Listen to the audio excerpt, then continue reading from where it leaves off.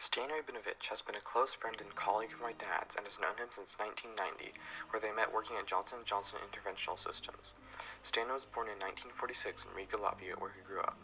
At the time, Latvia was one of the 15 republics that made up the Soviet Union, or USSR as it was officially called. The main language was Russian throughout the Soviet republics. The Latvian language was taught in school but wasn't widely used.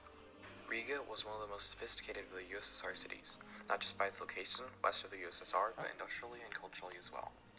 Some of the city's most famous people include Mikhail Baryshnikov, a dancer and choreographer, Michael Tal, the world chess champion in the early 60s, and Gidon Kremer, a world-renowned violinist. According to Stan, life was culturally interesting and professionally challenging, especially when he reached a relatively high position in one large company as a deputy chief designer. He was well liked within the organization, so when the day came that the chief designer's position became available, he was promoted on a temporary basis to that position. After almost 6 months, HR told him that they couldn't promote him to a permanent position in that role because he was a Jew. It was 1978.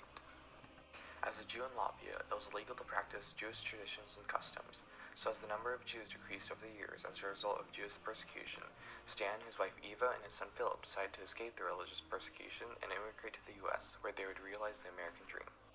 They arrived in Denver in January 1979 with little knowledge of the English language but with a desire to make it their home. He applied to many jobs and eventually joined Johnson & Johnson, where he started his professional career in the U.S. On his first day at work, his friends told him that he had to be dressed properly, so he comes in wearing a three-piece suit and tie looking great. The HR representative escorts him to his office, which happened to be a workbench for electronics technicians. Everyone else is wearing jeans and t-shirts, and there he is in a suit and tie, speaking very little English. The problem was that when he received the phone call from the company offering him a job, the only words he could understand were his salary and the starting day. As his English and technical skills improved, he moved up. Over the next 4 years, he was promoted 7 times and became an R&D program manager for ultrasound imaging systems.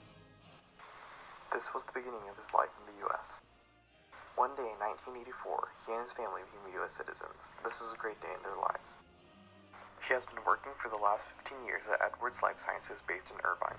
Last October 18th, he and my dad received the prestigious Phoenix Award for Lifetime Achievement in Medical Device Development. I think when my generation of doctors looks back on the contributions to cardiovascular medicine, the innovations of the Stans will rank as one of the top 5 ideas out there, and arguably the top idea. So one surgeon that kind of believed in our technology, and it was Mehmet Oz, and his one thing, guys, we're very successful in doing surgical aortic valve replacement. But the answers that you will be able to give to the following question: to which zip code this patient is coming after the procedure? And is he coming home or he's going to the nursing home? And I think we address this issue. All our patients come home. I have known Stan all my life, but learning his life story has changed the way I view him and has increased my respect. Learning of his struggles with religious persecution has also made me more thankful that I live in America in this millennium, especially since my Jewish great-grandfather immigrated from Russia in the early 20th century, presumably under similar conditions. Overall, it has made me appreciate the society we live in today and has let me learn about society in Soviet-occupied Latvia post-World War II. I want to thank Stan for sharing his story as an immigrant coming to the United States. Thanks for watching.